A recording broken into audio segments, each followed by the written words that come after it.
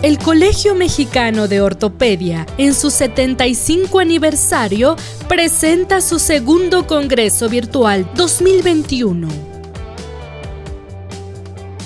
El doctor José Luis Rodríguez Flores es cirujano ortopedista egresado de la Universidad Autónoma de México. Se desempeña como tesorero del Consejo Mexicano de Ortopedia. Actualmente labora en el Hospital General La Villa de la Secretaría de Salud de la Ciudad de México.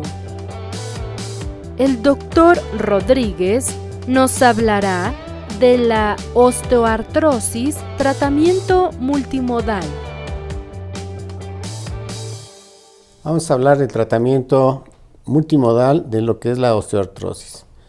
Como definición tenemos que la osteoartrosis es una enfermedad articular crónico-degenerativa con componentes inflamatorios caracterizada por degeneración y pérdida progresiva del cartílago hialino, hueso subcondral y daño del tejido sinovial asociado con engrosamiento y esclerosis de la lámina subcondral, con formación de osteofitos en el borde articular, la distensión de la cápsula articular y cambios en los tejidos blandos periarticulares. Igualmente se define también como una enfermedad crónico-degenerativa caracterizada por destrucción gradual y progresiva del cartílago articular, con inflamación de la membrana sinovial y afectación de las partes blandas circundantes. Esto es un grupo heterogéneo de manifestaciones que dan síntomas articulares asociados con cambios en la integridad del cartílago y el hueso subcondral de los márgenes de la articulación. Como vemos en esta diapositiva, pues aquí ya se ve el desgaste tan severo que existe a nivel ya de los cóndilos femorales y la degeneración que existe en las articulaciones interfalángicas. Esto es resultante de fenómenos mecánicos y biológicos que rompen el equilibrio entre la síntesis y la degradación del cartílago y hueso subcondral.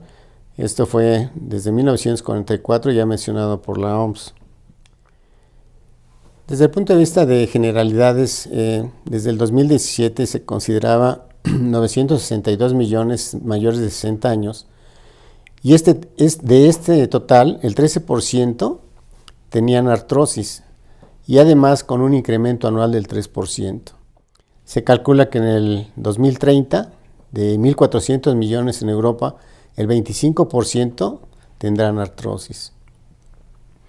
En México, ya desde el 2017, se calculaba de 12.973 millones de 60 años o más, el 24% presentan este tipo de problema, principalmente con el 59.9% en mujeres y cerca del 40% en hombres.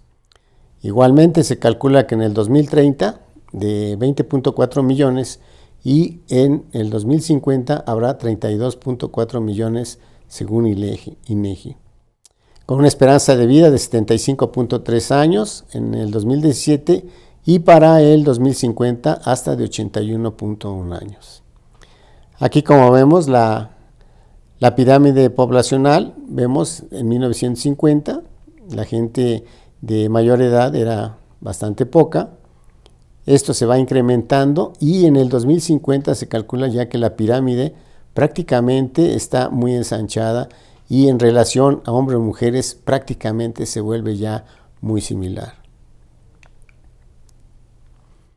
En México, la prevalencia que existe es del 10.5% en general, pero tiene algunas áreas como es en Chihuahua, que se considera un 20.5%, en Nuevo León del 15.3%, la Ciudad de México del 12.8%, y llegamos, por ejemplo, en Sinaloa, que tiene un 2.5% de prevalencia.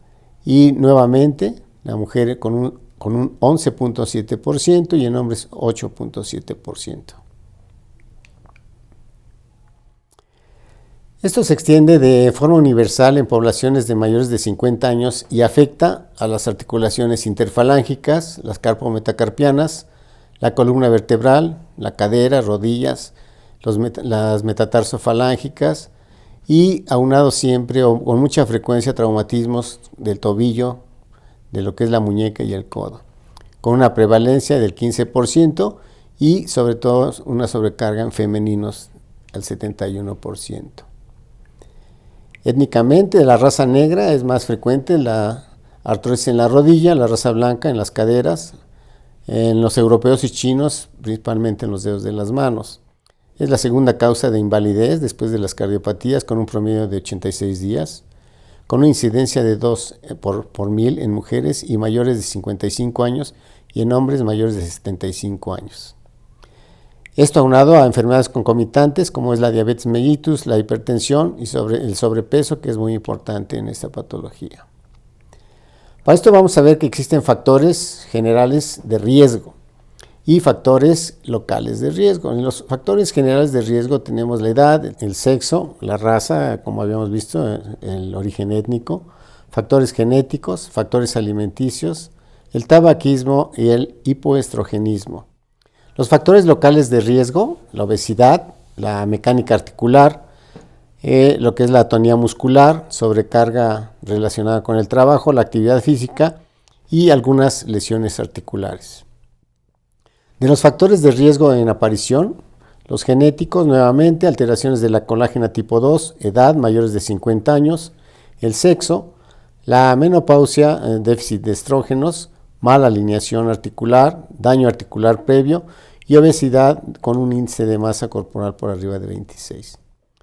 Los factores de riesgo para la progresión, como ustedes pueden ver, pues son todos prácticamente, lo que es la edad, el sexo, la rigidez articular, otro tipo de enfermedades, la carga articular, pero también el tabaquismo, la alimentación y toda esta serie de factores que ustedes ven aquí, que son los que van a tener como factor de riesgo para la progresión. Inicialmente es una enfermedad degenerativa del cartílago articular, pero secundariamente es una enfermedad de tipo inflamatorio. De los factores de riesgo de la artrosis, vemos que la edad se acompaña de inflamación sistémica y local, iniciándose en el tejido adiposo con la producción de interleucina 6 y factor de necrosis tumoral alfa, incrementada en el cartílago. Las proteínas oxidativas no se eliminan, aumentan la concentración celular de los derivados reactivos del oxígeno que contribuyen al estrés oxidativo. En cuanto a los factores mecánicos, las tensiones articulares mecánicas, el estiramiento, la compresión, el cizallamiento y la presión de la articulación, en los casos de tensiones anormales, estas señales pueden llevar a cabo expresiones o sobreexpresiones sobre los osteoblastos subcondrales de mediadores inflamatorios como son las prostaglandinas y las quimiosinas. Hablando ya propiamente de lo que es el tratamiento multimodal de la osteoartrosis, debemos de considerar que esta pirámide nos va a ir llevando sobre todo qué vamos a hacer primero, las modificaciones del estilo de vida, la terapia física, el manejo del dolor, los condroprotectores, la viscosuplementación y la cirugía. De las modificaciones del estilo de vida, hay que educar acerca de la actividad o ejercicio físico que puede realizar, conocer la mecánica corporal evitando posturas forzadas, disminuir la actividad que provoque estrés articular, equilibrar el trabajo y el descanso articular, reducir el esfuerzo requerido de las articulaciones, mantener una buena relación entre la movilidad y fuerza muscular y utilizar ortesis adecuadas con indicación terapéutica.